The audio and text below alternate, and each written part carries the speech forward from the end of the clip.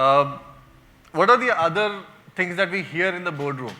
When you're going to the boardroom, I mean, whether the board member is a techie or a non-techie, as we techies, right?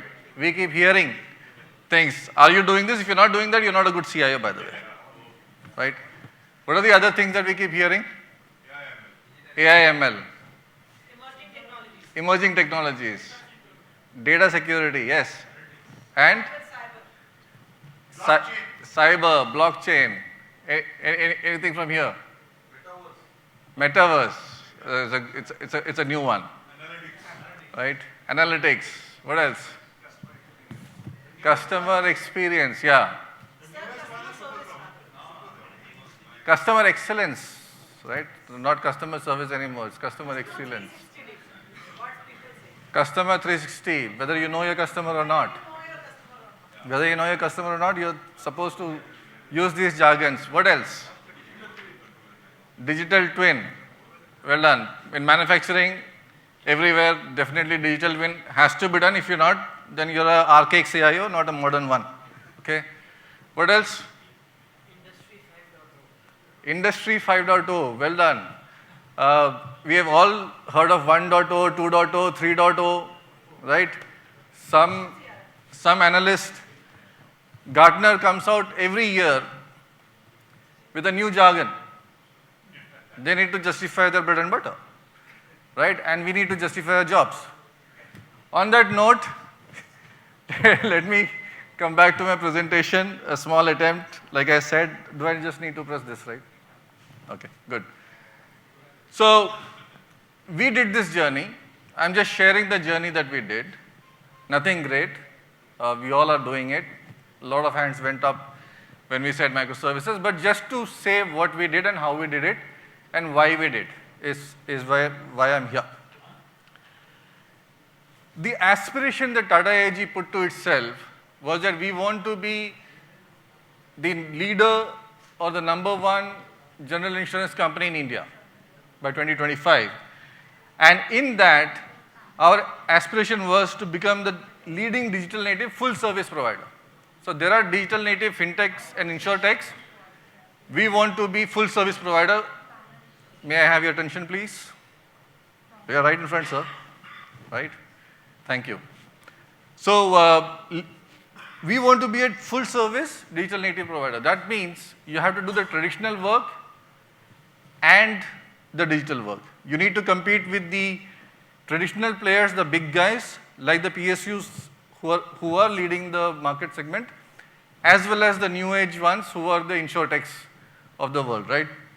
And when we sat on the drawing board, so how is it going to help, how are we going to do this? And that is what was given to me and my team as a task to achieve. I joined Tata AIG in 2016, right? It's almost 6 years now, and that's what I'm sharing.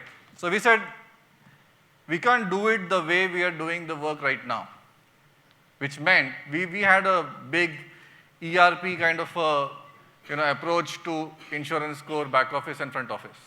We wanted one system to do magic in everything that we wanted to do, right? That doesn't really work.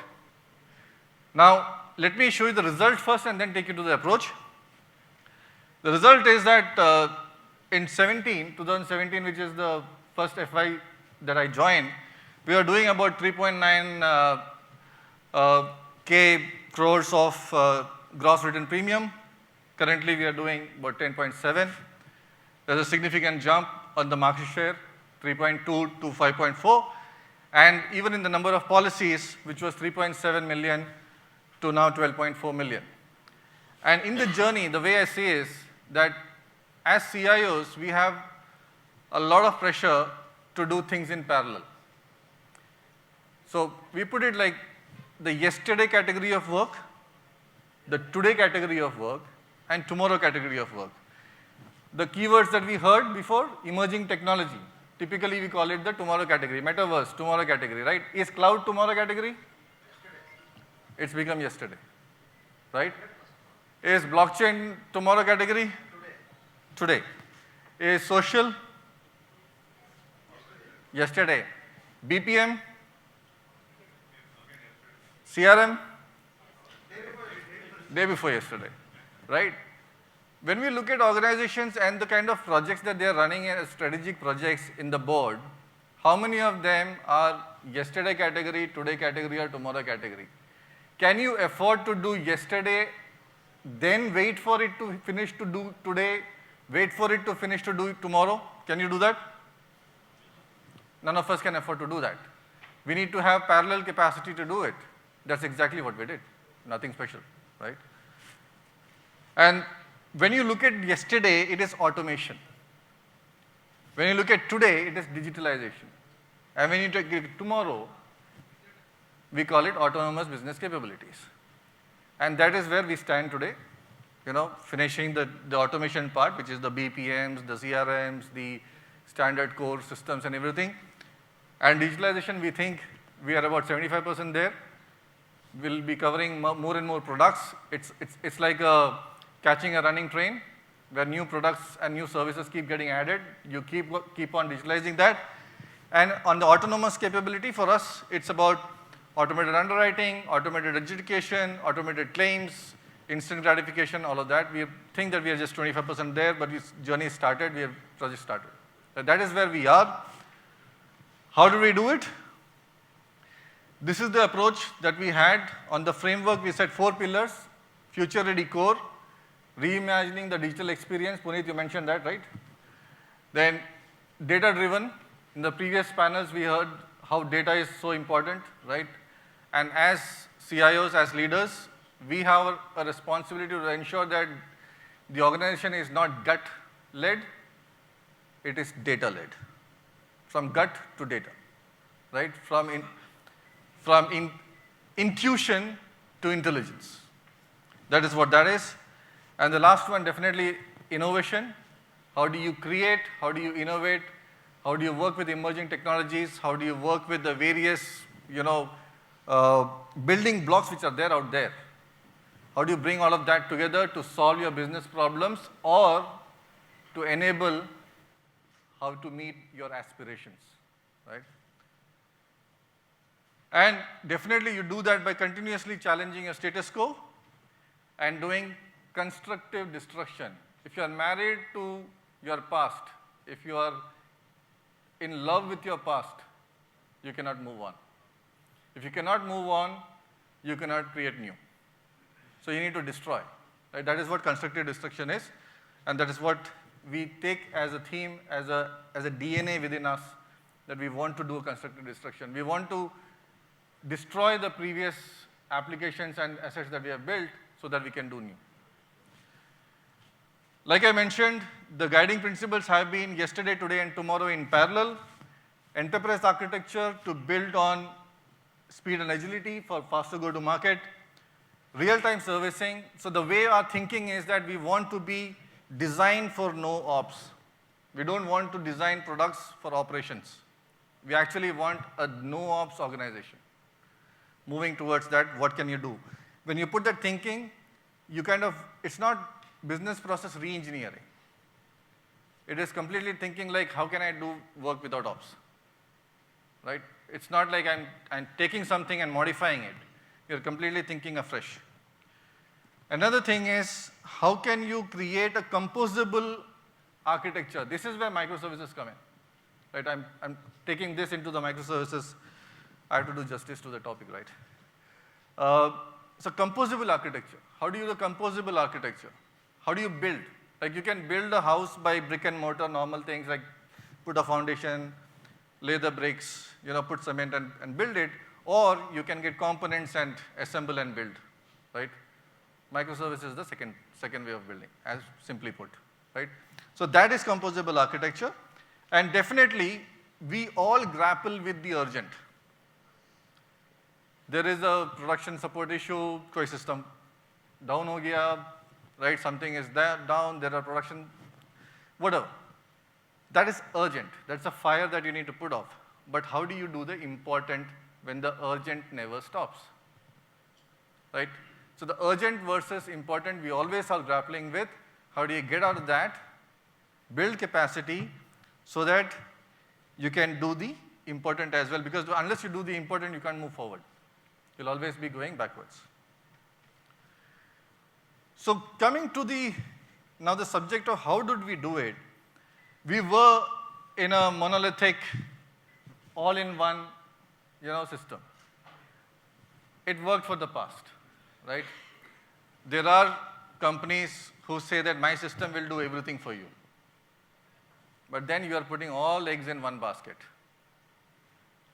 What we did is not just the microservices part, it is a surround strategy. We said we will take things out of the core, put it outside, get it all integrated with, and within that, we created a complete stack of capabilities that are required by the business in the microservices architecture, which means I am creating my building blocks, like Lego blocks, which I can tie up in journeys that I want to, the way my user wants, in a multi-channel, multi-product environment, right? So we moved out the entire data part of it. We moved out the entire workflow part of it. We moved out the entire front end of it, claims out of this core and everything. The results are there. We were struggling to do 30,000 policies a day. Today, we can easily do 1.5 to 2 lakh policies a day. Our system uptime was in the 96th percentile. Now it is upwards of 99.6%, including the planned and unplanned. Our response times were somewhere like, for example, if you wanted to take a quote, it was taking about 30 seconds. We are now less than 2 seconds. Our month ends have become easier because now it's all integrated and there's a lot of things which is done. So we close the month end within, like, let's say 24 to 48 hours. Right? I've mentioned 3 days with a little buffer because it was presented to the board. And on the performance side, right, the entire sales cycle of an insurance policy was brought down to less than 3 minutes or so. So that is the benefit of doing something like this. When you do a monolith, it's like, asking a sumo wrestler to run a 100-meter race and then ask him to run a marathon. You need 2 different body types to do that. And to fight a battle or wrestle, you also need a sumo wrestler to do that, right? So let the specialists do what they're built for, bring them together to solve your problem. That's basically the core of microservices architecture, if I have to put it in simple terms. What we did, now I'm basically getting into the front end. If you see on the left-hand side is the mainstream channels, this is the demand. And the new age emerging channels are on the right side. So right from branches, brokers, affinity channels, direct channels, to aggregators, e-commerce, retail, and on-demand, right? This is the full spectrum of channels that we had to cater to with all the products that are there, from retail to government to commercial lines to personal lines like a B2B, B2C, B2G, B2C, and all of those models are there. To create a system which has to cater to all of these, you might need 10 systems, or you can do it with components that you build and assemble it to fulfill this. Just some results. I will not dwell into much on this. There are some industry leading figures here, whether it is the self-service percentage of 60% plus or the quotes numbers. I'm just, because it says time's up, I'll move. This is one slide you want to take back. Again, the boardroom discussion we discussed, right? So microservice is very important. Talk about it and do something about it. Cloud, talk about it, do something about it. DevOps, CI/CD pipelines, talk about it, do something about it. Same on containerization, whether it is Kubernetes. Use that jargon whether you use it or not, but definitely people expect you to do that.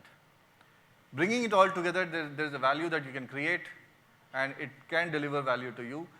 Looking at the architecture, get it in right, application, integration, information, and your deployment, all of that on governance and security is something that we need to ensure that we have it in place. Then only we can achieve what we want to do from an overall enterprise architecture perspective. Another point, and this I would end it here in the last slide, is figure out a method where your vision and your innovation is your IP. We all take products, we all take SaaS, products or whatever, implement it. There is a board expectation that we need to differentiate ourselves, we need to innovate, but copying it, vendors copy it shamelessly. All what you do within 6 months is with your competition. How do you differentiate, right? So in a transformation journey, you need to figure out how do you drive it, how do you own it, how do you control it, and hold your IP, right?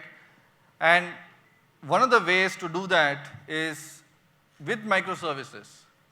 You can source these microservices from multiple places, and nobody will have a full view of the entire thing. It could be like the 10 blind men and the elephant.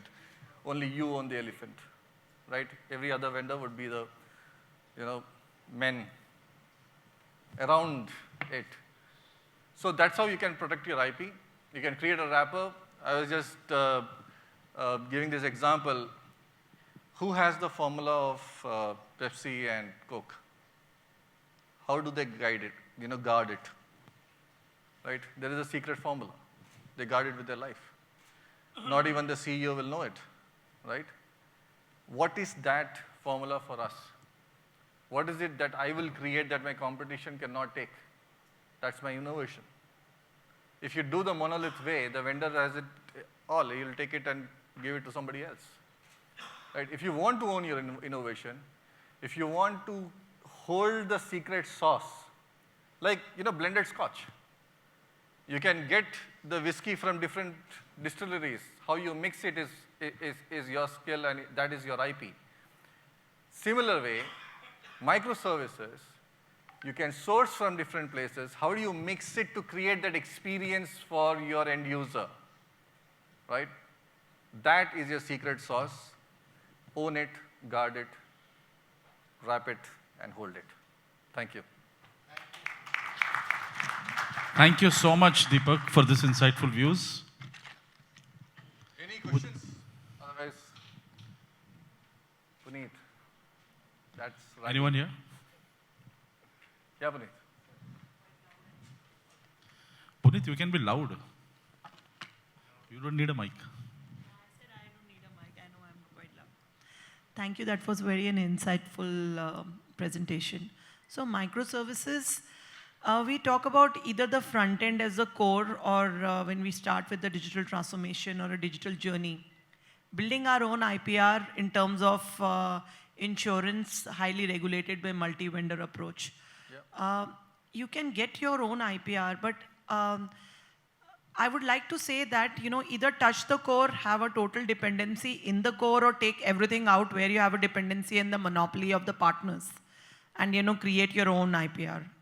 So reverse engineering is also something which really which is talk of today's, Western culture. But I see that when you do reverse engineering, there are certain areas where the BAU practice and the transformation journey is something which tech and innovation drives today.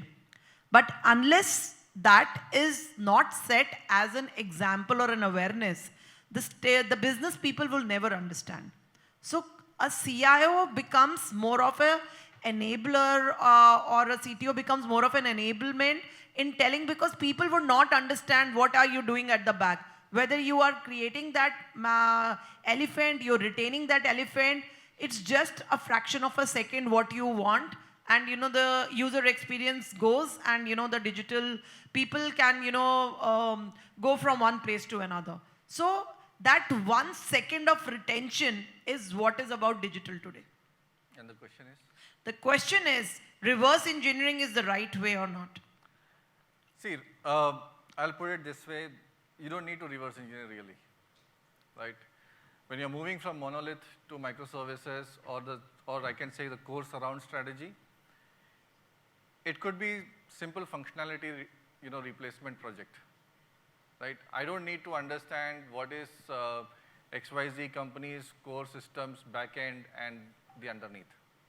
Though as an interest, I will get in, But that's like, in IP infringement that we don't want to do it. But that doesn't mean that you are tied to doing one way of things. So what we did was, we first took the portals out. We said, core, you do the backend. I'm not wanting you to do the portal. Let me take the portal out. You integrate with me in the portal. So you've taken the portal out. Then we took the workflow out. Once you start this journey of taking things out, one after the other, you learn on the way and do it, right? It really does not need to do it in a big bang. You can do it a very smart way of, having the evangelists internally and selling internally and then getting the project sponsored and doing it in spurts. So I think that worked for us, and I think that's an easy way of doing it rather than doing a big bang, I will do everything in one go. Because you also need to have your own personal bandwidth to invest in what you're designing, right? It's not just that I define the architecture and strategy and I'm off. I need to be hands-on in implementation as well. I need to know exactly to the last level what is happening, right? Unless you do that, it becomes very difficult. Because at the end of the day, you have to understand, when we play with Lego blocks, right? Somebody who's imagining needs to know how it all comes together. Then you can have 10 hands to do it. Right? Any other questions or? Yes, Sanjay. You mentioned about constructive destruction. Yeah. Right? So most microservices, still you see the need of that, or you think this is different? Because that's something which is, the CIOs rather want to do it, but not allowed to do it every time. Irrespective of, the answer is irrespective of the technology or the architecture, there is an expiry date to everything, right? We can't keep things alive on the ventilator. Brahma, Vishnu, Mahesh, cycle, right? Create, maintain, destroy to create again, right? And that is our job, right?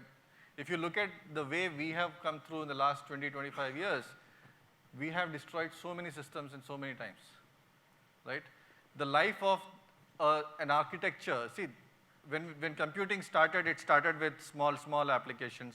Then they brought it all together. They called it ERP, right? Then they said, okay, no, ERP is not good. Let's do SOA, right? Take it out, integrate all of it, right? Now we are hearing microservices. In our mobile apps now, every function is like a small app which does something. It will evolve, right? Everything that we do today has an expiry date, including us. So be prepared to destroy and not make things work beyond its date, and work, well in advance to prepare for the succession. Like succession planning for applications. Just take it like that. That's how I see it. Thank you. Thank you, Dipak. Thank you so much. In interest of time, we would have loved you to continue this, but I think please feel free to connect with Dipak one-on-one.